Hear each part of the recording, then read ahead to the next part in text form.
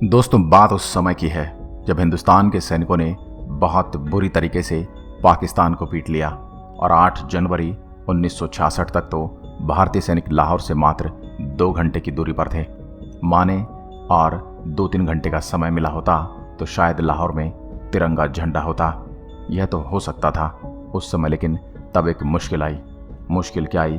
जब पाकिस्तान ने देखा कि पिटते जा रहे हैं और हर इलाका भारतीय सैनिकों के कब्जे में जा रहा है। और पाकिस्तान जो प्रधानमंत्री थे, उनकी सेनाओं के बड़े अधिकारी थे, उनकी इमरजेंसी मीटिंग हुई और उसमें उन्होंने कहा कि अगर 2-3 दिन में लाहौर कब्जे में गया तो हफ्ते भर के अंदर कराची भी जाएगा, इस्लामाबाद भी जाएगा, सब चला जाएगा और 10 से 15 दिन में हो सकता है कि पूरा पाकिस्तान चला जाए। और पाकिस्तान में कुछ ऐसे ग्रुप थे जो हिंदुस्तान की सेनाओं का समर्थन भी कर रहे थे। हिंदुस्तान के लोग थे जो पाकिस्तान का नहीं, भारतीय सेनाओं का समर्थन कर रहे थे। और जो मुजाहिर लोग थे, मुजाहिर मतलब जो हिंदुस्तान से गए मुसलमान पाकिस्तान में बसे हैं, वो भारतीय सेना का समर्थन कर रहे थे।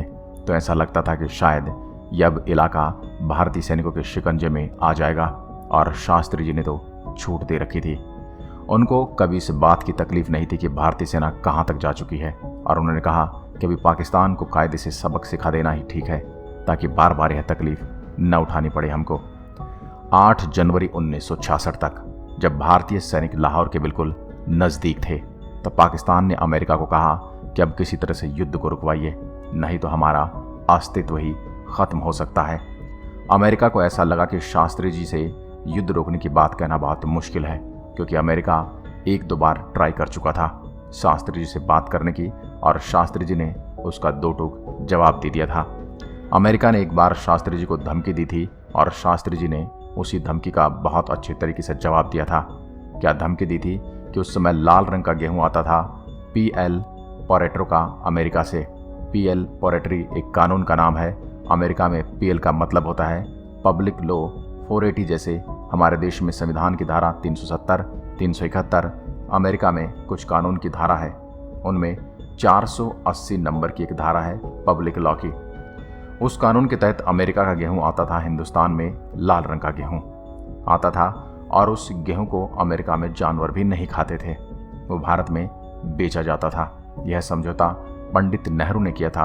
हमारे देश में गेहूं की कमी थी, यह बात सच थी, लेकिन रद्दी किस्म का गेहूं हम खाएं, यह पंडित जी द्वारा किया हुआ एक समझौता था। लाल बहादुर शास्त्री जी ने अमेरिकी धमकी के सामने झुकने से मना कर दिया, तो अमेरिका ने यह कहा कि हम आपको गेहूं देना बंद कर देंगे। शास्त्री जी ने कहा, बंद करो, हमें आपका गेहूं चाहिए भी नहीं। तो अमेरिका की धमकी आई कि आपके लोग भूखे मर जाएंगे। शास्त्री जी ने कहा, हम भूखे मरेंगे, लेकिन हमको अपमानजनक शब्दों में है संधि मंजूर नहीं। शास्त्री जी ने हिम्मत दिखाई, PL 480 का गेहूं खरीदना बंद कर दिया। फिर देश में गेहूं की कमी आ गई, तो फिर शास्त्री जी ने देश के लोगों से अपील की कि हम एक समय भोजन करना बंद कर देंगे। करोड़ों लोगों ने सोमवार को व्रत रखना शुरू किया। जनता ने भूखा रहना मंजूर किया, लेकिन शास्त्री जी इस बात पर किसी आदमी ने दबाव नहीं डाला कि आप गेहूं खरीद कर लाओ, हम भूखे नहीं रहेंगे।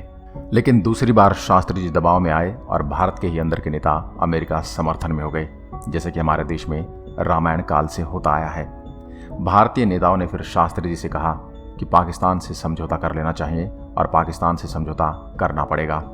शास्त्री जी बहुत ही बुझे मन से गए ताशकंद समझौता करने, और ऐसा समझौता हुआ कि वो वापस नहीं लौटे। समझौते में क्या हुआ कि जो ज़मीन भारतीय सैनिकों ने जीती थी, वो सारी की सारी ज़मीन समझौते में हार ली, और शास्त्री जी भी उस समझौते में चले गए। शास्त्री जी की डेड बॉडी लौटी थी। इनमें इतनी बड़ी गलती की 1965 में कि एक देश का प्रधानमंत्री खोया और दूसरा देश की ज़मीन खोई जो जीती गई थी पाकिस्तान से, और एक ऐसा प्रधानमंत्री खोया जिसके बारे में कह सकता हूँ न भूतो न भविष्य, न कभी हुआ न कभी होगा। जब युद्ध शुरू हो गया था पाकिस्तान की तरफ से, तो शास्त्री जी ने सारे देशों के लोगों से अपील की थी कि घर पर पैसा बचाओ, खर्च कम करो। लेकिन दूसरों से अपील करने से पहले शास्त्री जी ने अपने खर्चे में कटौती की। उनके घर में एक बाई आती थी उनका कपड़ा धोने, तो शास्त्री जी ने बाई से कह दिया कि कल से तुम कपड़ा धोने मत आना मेरे घर। तो बाई ने पूछा कि कपड़ा धोने कौन आएगा? तो शास्त्री जी ने कहा, मैं खुद धोऊंगा। कपड़े तो ज़्यादा रखते ही नहीं थे, 2 जोड़ी कपड़े रहते थे, 1 जोड़ी सुखाते थे, 1 जोड़ी धोते थे। 2 धोती थी उनके पास और 2 कुर्ते थे। एक जोड़ी चप्पल और एक खादी की बनियान रहती थी और एक कच्छा। ये थे उनके कपड़े। उनके तो उन्होंने कहा मैं खुद धो लूँगा। फिर दूसरी अपने घर में कटौती कैसी कि उन्होंने उनके घर में एक टीचर आता था जो उनके बेटे को अंग्रेजी पढ़ाता था। उनका बेटा अंग्रेजी में फेल हो गया। शास्त्री जी ने कहा कि कल से तुम मत आना। तुम उस ट्यूटर ने कहा कि आपका लड़का बहुत कमज़ोर है अंग्रेजी में और वो पास नहीं होगा तो 1 साल उसका बर्बाद हो जाएगा। उन्होंने कहा कि इस देश के लाखों बच्चे फेल हो जाते हैं, मेरा बेटा भी फेल हो जाए। मैं कोई एक विशेष आदमी तो नहीं हूँ, साधारण आदमी हूँ। मैं इस देश का और उसे भी हटा दिया। इस तरह से ऐसे अपने खर्चों में कटौती की और एक ऐसे व्यक्ति ने जो भारत का प्रधानमंत्री था। आज के नेताओं ने तो अपने खर्चे 3 गुना बढ़ा दिए हैं। आपको मालूम है सभी नेताओं की पगारें 3-3 गुना बढ़ गई। अभी पिछले महीने से प्रधानमंत्री की पगार 3 गुना बढ़ गई, राष्ट्रपति की पगार 3 गुना बढ़ गई। इसलिए मैंने कहा था कि शास्त्री जी ऐसे व्यक्ति थे, न भूतो न भविष्यते। शायद ऐसा नेता मिलना बहुत मुश्किल है इस देश में। और क्या हो गया था, युद्ध जब शुरू हो गया था, एक दिन शास्त्री जी की पत्नी ने कहा कि आपकी धोती फट गई है, आप एक नई धोती ले आइए। तो उन्होंने यह कहा कि बहुत अच्छा यह होगा कि तुम उसे सुई धागे से सील दो। अभी नई धोती लाने के बारे में मैं कल्पना भी नहीं कर सकता क्योंकि मैंने सब कुछ छोड़ दिया है, पगार लेना भी बंद कर दिया है। पैसे नहीं हैं तो नई धोती लाऊंगा कहाँ से? जितने कम से कम खर्चे में तुम घर का काम चला सको तो उतने की ही बात करो। शास्त्री जी ने पूछा अपनी पत्नी से कि कितने कम से कम पैसों में घर का खर्च चला सकते हो? उनकी पत्नी ने कहा कि कुछ 300 रुपये में चल जाएगा। उन्होंने कहा ठीक है, 275 रुपये कल से मैं दूंगा और कोशिश करो कि 25 रुपये की भी कटौती हो जाए। ऐसा प्रधानमंत्री था इस देश में। इसको हमने खोया 1965 की शांति वार्ता में। एक तो जमीन खोई इस देश की, दूसरा ऐसा प्रधानमंत्री। शास्त्री जी बहुत दबाव होता था कि अमेरिका की कंपनियों को भारत में आने दो। शास्त्री जी ने कहा कि कोई भारत में अमेरिका और यूरोप की कंपनी नहीं आएगी क्योंकि हमने एक कंपनी को गलती से बुला लिया था, तब देश को 250 साल की गुलामी झेलनी पड़ी। अब दोबारा से विदेशियों को बुलाएंगे तो पता नहीं कितने 1000 साल की गुलामी आएगी। तो उन्होंने किसी विदेशी कंपनी को आने नहीं दिया। स्वदेशी तकनीक का विकास, स्वदेशी कंपनी का विकास, स्वदेशी उद्योग का विकास, स्वदेशी खेती का विकास, यह सब कुछ उन्होंने इस देश में अपने अभिकर्म से किया। जो भाग्य हमारे देश का, जो मैंने कहा एक साजिश हुई, षड्यंत्र हुआ कि सत्ता के 18वें महीने में ही उनको हटा दिया गया रास्ते से। कुर्सी से ही नहीं बल्कि उनको इस दुनिया से विदा कर दिया गया। आपको मालूम है पाकिस्तान ने हमला किया था इस देश पर। उस हमले का शास्त्री जी ने करारा जवाब दिया और शास्त्री जी ने ये जो जय जवान जय किसान का नारा दिया तो जवानों में इतना जोश था कि लाहौर तक का पूरा इलाका भारत की सेना के कब्जे में आ गया था। पाकिस्तान के जो इलाके कब्जे में आए थे वो वापस कर दिए जाएं, इसी समझौते पर हस्ताक्षर करने के लिए शास्त्री जी ताशकंद गए थे और 10 जनवरी 1966 को उनको दूध में जहर मिलाकर पिला दिया गया। हुआ क्या था कि शास्त्री जी का एक नियम था कि वो अपने रसोई के हाथ का बना हुआ खाना ही खाते थे। उनका एक रसोइया था जिनके साथ बराबर रहता था। हर विदेश यात्रा में उनको साथ जाता था और वो रसोई के हाथ का बना खाना ही खाते थे। तो वो ताशकंद गए थे तो उनका रसोइया भी उनके साथ गया था।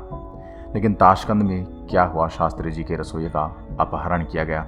शास्त्री जी को पता ही नहीं था कि उसकी जगह एक दूसरे आदमी को वहाँ बिठा दिया गया है। शास्त्री जी रात को खाना नहीं खाते थे, दूध पी के सो जाते थे। जो रात को उनको दूध दिया गया वो दूसरे रसोई ने बना कर दिया और उसमें जहर मिलाया, बहुत ही तीव्र जहर। जो दूध पीते ही शास्त्री जी की सांसें घुटने लगी। बार बार उन्होंने अपने रसोई को आवाज़ दी लेकिन वो आया नहीं क्योंकि उसका अपहरण हो चुका था। थोड़ी देर में शास्त्री जी के प्राण निकल गए। शास्त्री जी के साथ जो उनके सहयोगी गए थे वो उनके शव को लेकर वापस आए तो भारत सरकार का क्या कर्तव्य था? देश के प्रधानमंत्री की हत्या हुई थी, मृत्यु नहीं हुई थी। लेकिन सरकार ने इतना बड़ा झूठ पूरे देश से बोला कि शास्त्री जी की हृदय गति रुकने से मृत्यु हो गई। इतना बड़ा झूठ देश की तरफ से पूरी मीडिया को बोला गया। आप सोचो कितनी क्रूर है यह शासन व्यवस्था, इसका अंदाजा लगाओ। प्रधानमंत्री पद पर बैठे हुए व्यक्ति की हत्या कर दी जाती है और मीडिया की तरफ से सारे देश में खबर दी जाती है कि हृदय गति रुकने से मृत्यु हो गई। तो शास्त्री जी के जो पर्सनल डॉक्टर थे उनको शक हुआ कि शास्त्री जी की हृदय गति रुकने से मृत्यु नहीं हो सकती क्योंकि उनका कोलेस्ट्रॉल नॉर्मल, उनका बीपी नॉर्मल, सब कुछ नॉर्मल, तो हृदय गति रुकने का कारण क्या? डिप्रेशन के शिकार भी नहीं थे।